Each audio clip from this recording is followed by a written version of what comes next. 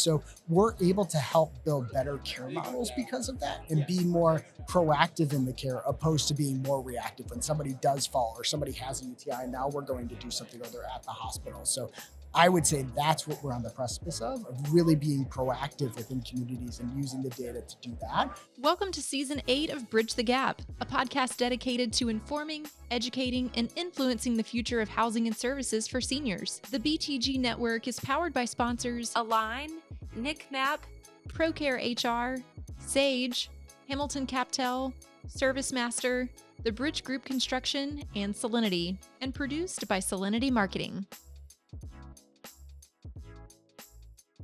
Bridge the Gap in 3, 2. Welcome to Bridge the Gap podcast, the senior living podcast with Josh and Lucas. Great day here, LeadingAge in Boston. Want to welcome a great guest, Josh Studzinski, CarePredict's Chief Growth Officer. I nailed it. There we go. Nailed it. You got it, man. That was awesome. It's good to see you. Thanks for coming today. This is going to be a lot of fun. Yeah, thanks for having me. I appreciate it.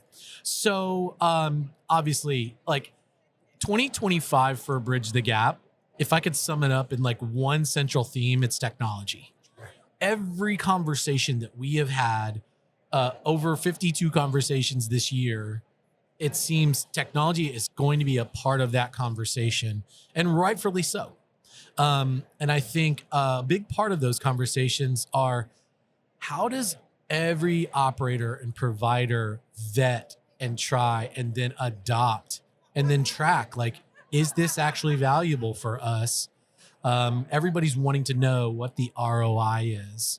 Josh, these are conversations that you have been steeped in for many, many years. People have peppered you with this as probably a challenge that needs to be solved. Walk us through, from a provider's perspective and also a solution provider's perspective, how operators can handle conversations like this. Yeah, no problem. So I think it's tough because there are so many, being here at LeadingAge National, there's just so many choices out there in terms of technology, which makes it difficult, right? You can almost go into analysis paralysis of, do we need this technology? Does it overlap with any of the other technology that we have?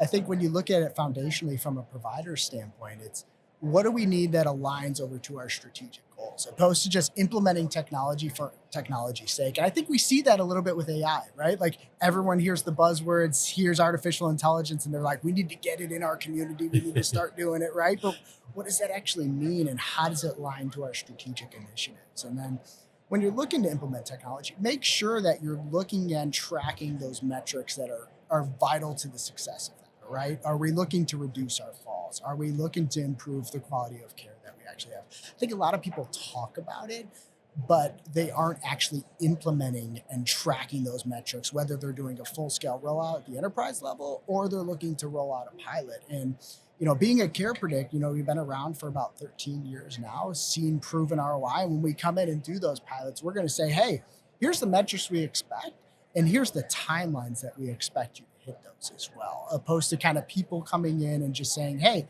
let's just get this technology out there, get it into your community so you can start using it and playing with it. But ultimately, we see those kind of fail because they don't set the right foundation and the right metrics up front. So, but it's tough. It's really tough because there is so many pieces to the puzzle in terms of technology, and looking at different pieces of technology here, there's probably hundreds to go and look at. So how do we actually go and implement that from a pilot standpoint is really individual operator specific to their goals and to the initiatives. Well, one of the things I heard you say is, not only is there just so many providers out here of services, new innovative technologies, everything's changing so rapidly.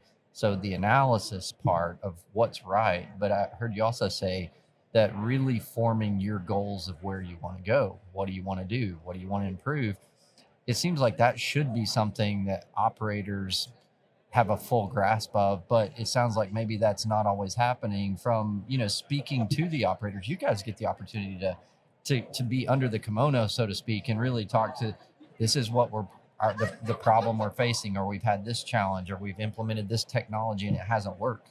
What can providers do better from a strategic standpoint to get that part right before they even select their technology provider? Yeah, I think it's alignment from the top down. And you don't see that everywhere. You see conversations. It's almost technology in providers where you see everyone has siloed tech. it's almost in operators, when you're looking at it, almost have siloed conversations and siloed goals, because the director of IT has different initiatives than the CEO actually. So how do you align that all the way down the community? I think I've seen struggles with that. And that goes both ways as well. So when you actually go and implement that technology, the community and operator should be pushing you, and you should also be pushing that operator to say, hey, here's best practices to go and implement that and make sure that you're aligned from that top on. Sure. And you don't see that everywhere. Well, it seems like for the last several years, with the emergence of so much age tech and all the different types of technology, many organizations are implementing. And what are you hearing? Is the technology now? Do we have enough data to support that we are moving the needle on ROI, on whether it's care and quality metrics to financial bottom line, or is the technology working for the intended purpose? I think we're starting to get there. I think we're starting to prove the ROI and not just have these numbers that we just throw onto a fancy website. When we look at it, one thing that we've excelled at CarePredict is actually documenting on-demand care and then aligning that over to service plans. I think it's always been a gap. So I've spent my tenure, I was at a company called CareMerge before, and we sold clinical technology. And one of the gaps was always unscheduled ADLs. How do we track things that are outside of the care plan? And that was always something that clinical leaders just didn't have great visibility into. And working at CarePredict, now we're able to see those because of the on-demand assistance that people are able to get. And then we can marry that over to the care plan. So Mrs. Smith might need some extra care because she's been asking for help for escorting and toileting and all of these things that are outside of the plan. And we could go back to that operator and say, hey, you should be looking at this resident and adjusting that, because maybe they need to move into assisted level 2 and actually adjust that plan, which they're already providing the services, right? But you're not getting paid for those services, which is your product as an operator. So we're able to help out with that reduction of falls, reduction in hospitalizations. We're starting to see that across the board. And now we're starting to get into the point of, okay, a lot of people are starting to prove ROI. And then how do you align your teams over to those technologies that you select? Because it's got to be a culture fit, right? Like you're working with us day in and day out as a partner, and those partners need to reciprocate that type of relationship. So at CarePredict, we're starting to see it, and it's real hard dollars that operators starting to see, which is just fantastic, because then it helps us to accelerate our ability to provide more value back to them. Well, so what are the best opportunities in the near future that you feel like you guys have nailed a solution for, that if we can just implement that type of technology, that we're really going to make improvements for the elders? Yeah, I would say it's definitely the care plan alignment, but then it's the predictive health that we've really started to accelerate with. So our technology is real-time location. We're using a wearable. We're using devices to actually get granular on where is somebody in their room. Are they in the family room? Are they in the bathroom? What are they doing at night? Are they getting up and walking? And all that data provides great insights on how that person goes and lives their life. So we're getting a solid baseline. And when they go out of that baseline, we're able to show the community who those people are and what they should be doing to go and help that person. So if they're up at night going to the bathroom a bunch, if they're walking around at night, maybe that person should get a UTI test. We should really go and investigate this. So we're able to help build better care models because of that, and be more proactive in the care, opposed to being more reactive when somebody does fall or somebody has a UTI. Now we're going to do something, or they're at the hospital. So I would say that's what we're on the precipice of really being proactive within communities and using the data to do that, opposed to being reactive. In the early days of technology, I say early days, is like, I'm starting to age myself. Been doing this for 20 years.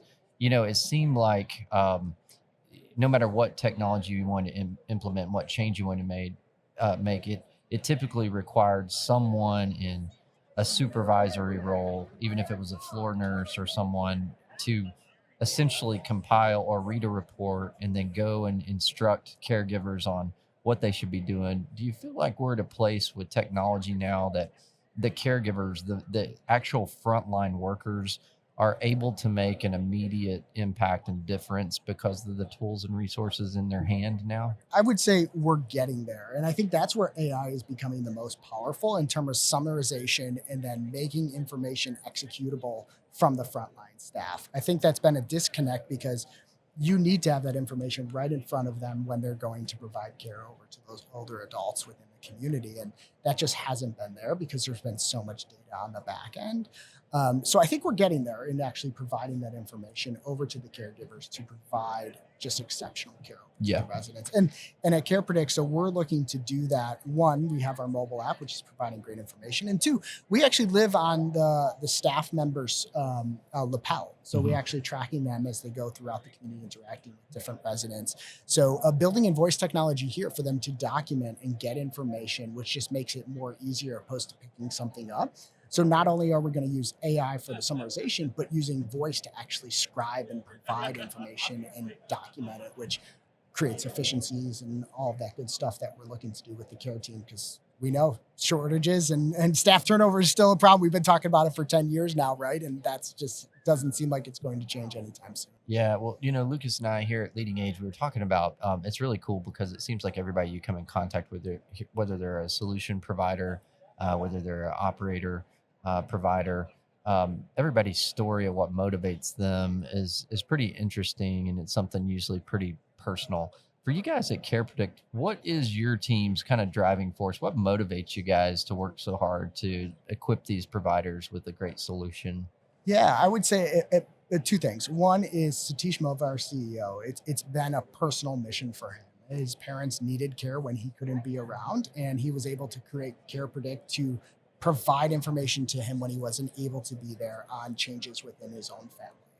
I would say at the broader level for CarePredict, it's wanting to help out as many people as we can to provide the best level of care. We are in communities on a daily basis. We're talking to operators on a daily basis. And everybody who joins us has a personal story with either their family or working in a community. And those are the people that we want on our team. Our whole customer success team is made up of all nurses, executive directors, people that have been in the communities, because they could help out the best. Because it's hard when you haven't been in the trenches or haven't been in those communities to do that, or been in the industry for a while. So we're looking for people whose personal mission is to really improve the senior living industry. Lucas, well, it's so good to have great partners to raise the bar for care and quality in our industry. Yes, that deep level of understanding goes a long way in making this industry so great.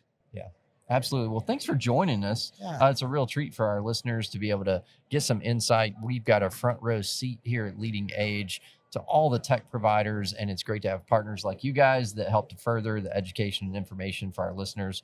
We'll love to connect them with you in our show notes, and it's awesome spending time with you. Thanks for taking time here at LeadingAge. We know you got a busy show. Yeah, thank you so much. And thank you for what you guys do. I've been around for over a decade in senior living, and it's just amazing the information you guys have been able to provide, the conversations. So thank you guys. Thank you guys for doing what you do. We We that. appreciate it, Josh. And so for those of you that want this content and so much more, you can go to btgvoice.com and we'll see you there. Thanks for listening to another great episode of Bridge the Gap. Thanks for listening to Bridge the Gap podcast with Josh and Lucas. Connect with the BTG Network team and use your voice to influence the industry by connecting with us at btgvoice.com.